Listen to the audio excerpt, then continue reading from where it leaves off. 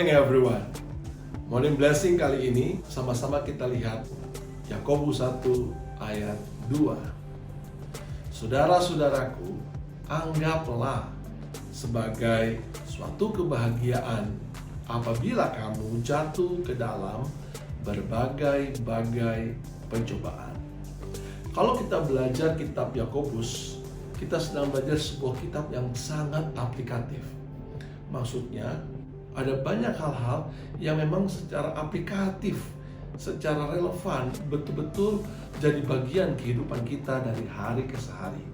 Saudara akan temukan apa yang dimaksud dengan bahagia, apa yang dimaksud dengan hikmat, ketekunan, iman, perkataan, menjadi kaya, menjadi miskin, dan ada banyak hal-hal yang lain yang sebenarnya sangat relevan sekali dalam kehidupan kita sehari-hari.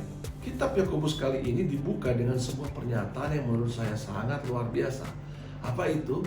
Anggaplah sebagai suatu kebahagiaan apabila kita jatuh ke dalam berbagai-bagai pencobaan.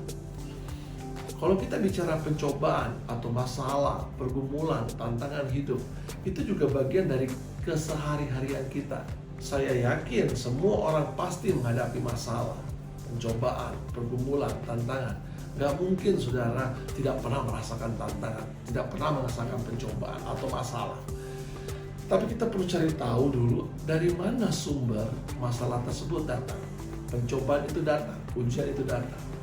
Sebelum kita bicara tentang sumbernya, hal yang paling penting yang harus saudara garis bawahi adalah Tuhan tidak pernah memberikan pencobaan. Saudara bisa melihat di ayat 13, janganlah kau berkata bahwa pencobaan itu datang dari Tuhan. Tuhan tidak pernah dicobai dan dia juga tidak pernah mencobai. Jelas dan clear bahwa Tuhan tidak pernah menciptakan masalah, menciptakan pencobaan, menciptakan pergumulan untuk saudara dan saya hadapi. Kalau begitu dari mana sumbernya masalah datang atau pencobaan datang? Ada 3 sumber yang selalu kita hadapi. Yang pertama, pencobaan atau masalah itu datang dari diri kita sendiri. Kitalah sumber pencobaan itu. Jelas Alkitab bilang, kita ini harus mencintai istri kita sendiri. Dan saudara belajar mencintai istri orang, jadi masalah dalam hidup saudara. Saudara mulai menyukai suami orang, jadi masalah dalam hidup saudara. Pencobaan itu datang bukan karena dari Tuhan atau dan saudara, Tuhan kenapa kau biarkan wanita itu menggoda saya? Oh, saudara yang duluan goda, saudara yang duluan main mata, atau saudara salahkan orang lain. Pencobaan itu bisa datang justru dari keinginan diri kita sendiri. Hal yang kedua, pencobaan itu bisa datang mungkin dari orang lain, dari orang-orang di sekitar.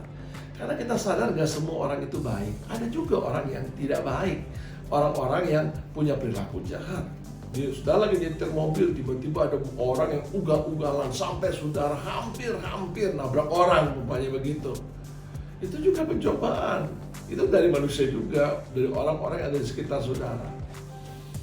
Pencobaan yang pasti bukan datang dari Tuhan. Dan kalau pencobaan itu datang dari orang lain, Tuhan menuntut reaksi kita yang tepat. Tapi yang ketiga, saudara, ini yang harus saudara sadar. Pencobaan datang karena diizinkan Tuhan. Tuhan sengaja mengizinkan pencobaan itu datang. Bukan berarti Tuhan meninggalkan saudara. Saya ulangi sekali lagi. Bukan berarti Tuhan meninggalkan saudara. Karena sebenarnya Tuhan ingin melatih kita menjadi pribadi-pribadi yang lebih kuat dari sebelumnya. Tuhan izinkan iblis mulai menghancurkan kehidupan Ayub. Dia mulai kehilangan harta, kehilangan anak-anaknya, bahkan istrinya sendiri meninggalkan dia. Untuk apa Tuhan izinkan semua itu terjadi? Ini kan pengalaman yang sangat tidak menyenangkan. Ini kan pengalaman yang sangat menyakitkan. Kenapa Tuhan biarkan itu terjadi? Sebenarnya Tuhan ingin melatih Ayub untuk benar-benar memiliki hati, memiliki kehidupan yang berkenan di hati Tuhan. Ayub mengaku, aku tahu bahwa rencana Tuhan tidak pernah gagal. Tuhan sanggup melakukan segala sesuatu. Pada saat keluar pengakuan seperti itu, dengan cepat Tuhan memulihkan keadaan Ayub. Proses ilahi itu sedang membentuk saudara dan saya untuk menjadi pribadi yang lebih baik. Itu sebabnya pada saat pencobaan datang, kita mesti melihat ini sebagai suatu kesempatan untuk menikmati berkat yang lebih besar. Selamat pagi buat kita semua. Selamat menikmati berkat yang baru yang Tuhan siapkan buat saudara dan saya pada hari ini. Amin.